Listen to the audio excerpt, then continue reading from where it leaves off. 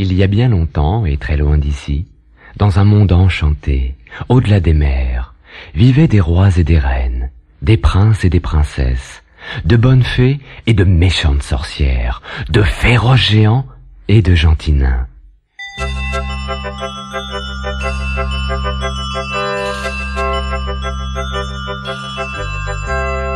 Ouvre ton album, écoute bien et rejoins toi aussi le monde magique d'Il était une fois. Dès que tu entends, tourne la page.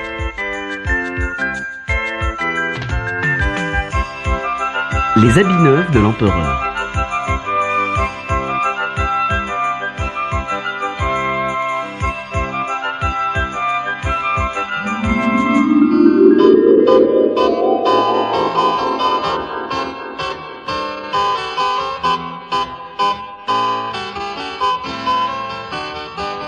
Il était une fois un empereur si coquet qu'il achetait chaque jour de nouveaux habits.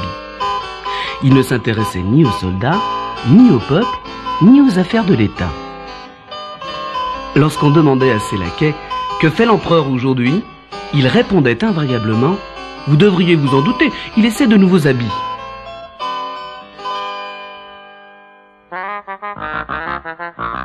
Un jour, deux menteurs arrivèrent en ville bien décidés à s'enrichir. Ils se firent passer pour des tisserands et se vantèrent à tous les coins de rue de tisser les tissus les plus fins et les plus extravagants.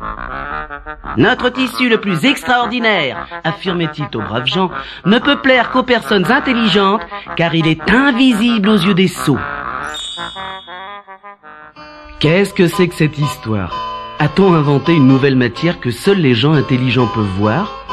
Les commerces s'empressent de rapporter ces étranges paroles, les commerçants en parlent à leurs clients, et la chose arrive bien évidemment aux oreilles de l'empereur qui se dit « Oh, quel bel habit je pourrais avoir avec un tel tissu! Un habit qui me serait fort utile, puisqu'en le portant je saurais aussitôt qui est sot ou intelligent. » L'empereur convoque sur l'heure les faux tisserands dans la salle du trône en présence de son grand trésorier.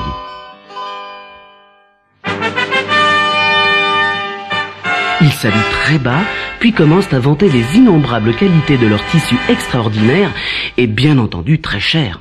« Je veux des habits taillés dans cette étoffe, » dit l'empereur. Puis, s'adressant à son trésorier, « Trésorier, donne tout l'or qu'il demande à ces messieurs. » Les faux tisserands achètent un immense métier à tisser et se mettent au travail. Enfin, façon de parler, car de tissu, il n'y en a jamais eu. Ils prennent des airs importants, font semblant de travailler toute la journée, mais en réalité, ils font courir leurs mains sur des métiers vides du soir au matin. Pendant ce temps, ils demandent régulièrement de l'or, et l'empereur leur en fait porter par coffres entiers. Au bout de 3 semaines, impatient de voir arriver l'étoffe, l'empereur envoie son conseiller chez les deux tisserands. « Approchez, monsieur le conseiller, regardez cette belle étoffe. Dites-nous, avez-vous déjà vu pareille légèreté ?» demandent les deux coquins. Le brave homme écartille les yeux et s'affole, car il ne voit pas de tissu sur le métier. « Regardez ce splendide dessin et ces belles couleurs, insistent les deux tisserands. Vous qui êtes un homme intelligent, vous ne pouvez manquer de les voir. L'étoffe est effectivement extraordinaire, répond le conseiller mort de peur de passer pour un sot. Et il s'en va de ce pas décrire à l'empereur le splendide dessin et les belles couleurs de l'habit que les deux tisserands sont en train de tisser. Dès le lendemain, les faux tisserands redemandent de l'or, encore de l'or, et l'empereur leur en envoie de plein coffre. Puis ils recommencent à faire semblant de faire courir leurs mains sur le métier du soir au matin. 3 jours plus tard, ils reçoivent la visite du Premier ministre. Le pauvre homme est encore plus affolé que le conseiller de ne rien voir sur le métier. « C'est incroyable, se dit-il. Moi, le Premier ministre, je ne vois rien de rien. Si je le raconte à l'empereur, il dira que je suis un sot et un incapable, et je perdrai mon emploi. » En réalité, ce qui fait surtout enrager le ministre, c'est que le conseiller a déclaré qu'il avait vu l'étoffe. Pour ne pas paraître plus sot que lui, le ministre s'en retourne chez l'empereur et lui décrit comme s'il avait vraiment vu le splendide dessin et les belles couleurs de son prochain habit.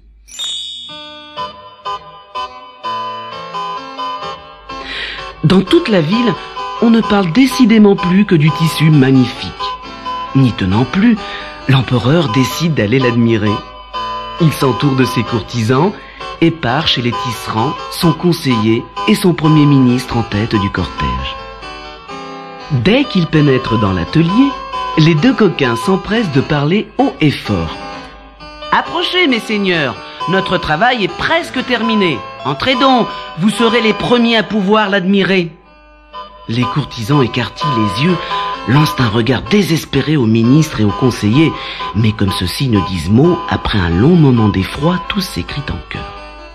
« Oh, le splendide dessin! Oh, les belles couleurs! » Suis-je donc le seul sot de cette assemblée? Taisons-nous, surtout taisons-nous, se dit l'empereur.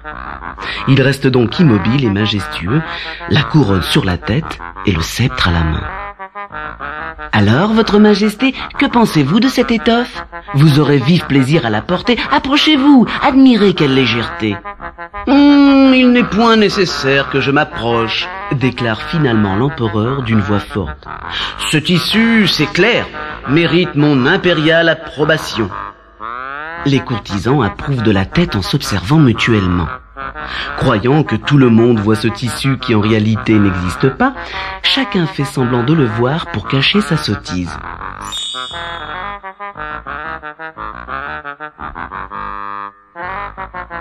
Maintenant, retourne la cassette.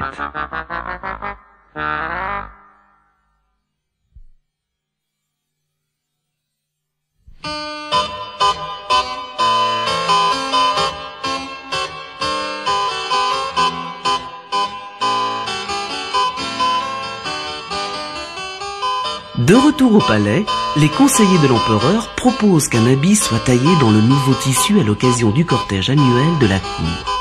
L'empereur accepte, décore les deux menteurs du grand cordon de l'ordre du ruban et les nomme grands tisserands de l'Empire.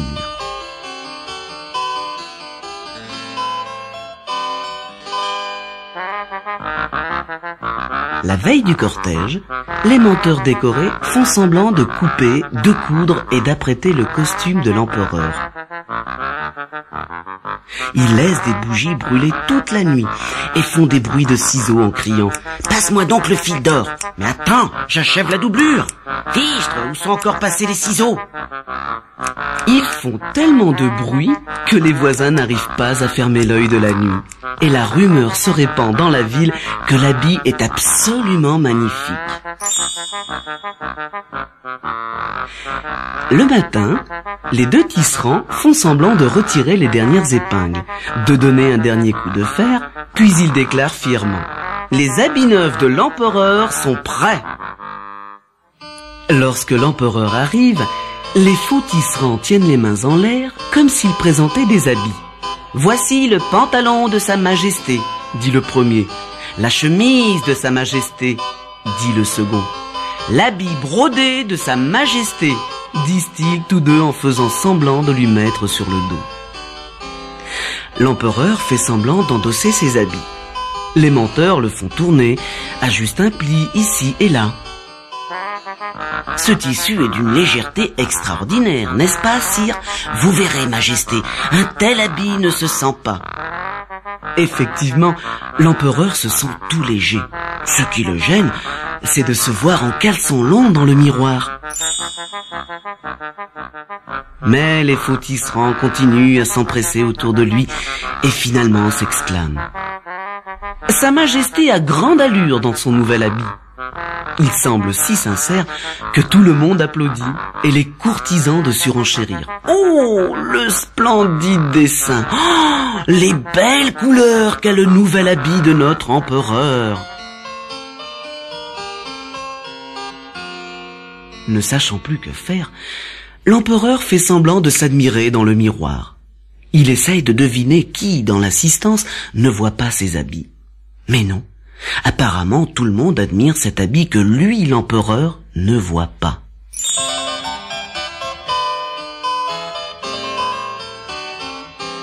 Le cortège de la cour est annoncé. Aussi nu que son caniche, l'empereur prend son air le plus majestueux et sort vêtu de son caleçon long. Toute la cour s'incline et chacun fait semblant de voir un habit à la place d'un caleçon. Même les petits pages ont compris le jeu et font semblant de soulever les bords d'un long manteau.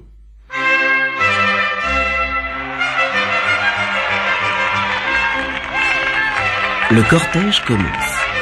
Le peuple est aux fenêtres et dans la rue, impatient de découvrir les fameux habits de l'empereur. Les gens crient « Vive l'empereur! Comme il est élégant! Quels beaux habits !» Et chacun d'ajouter quelque chose pour bien montrer qu'il est intelligent. Tu as vu ces broderies? Oh, comme la fourrure est bien choisie! Et la couleur du pantalon! Quelle prestance! Bien vite, chacun est au courant et les bruits les plus divers circulent.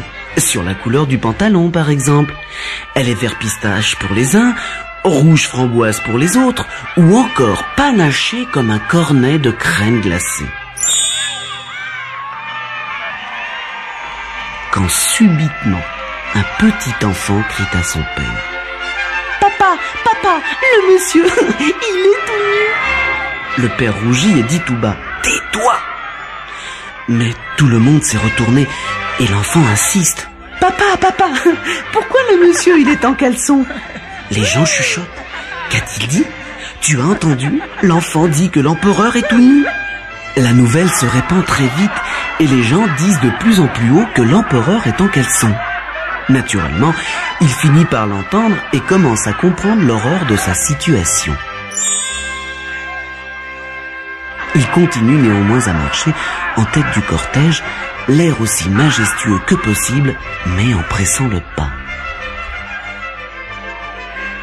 Réalisant que sa coquetterie l'avait entraîné dans une mésaventure ridicule, savez-vous ce que l'empereur fit?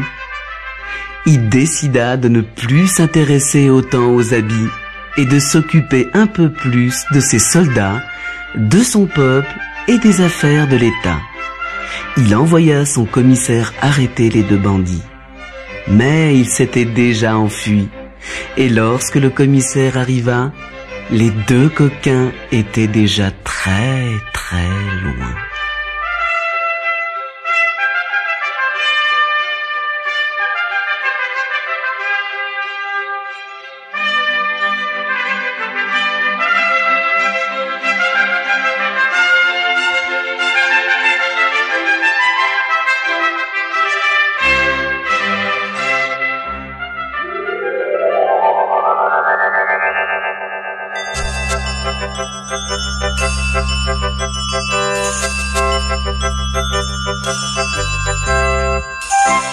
N'oublie pas ton prochain rendez-vous avec Il était une fois. Tu découvriras l'histoire extraordinaire de Jack et le haricot.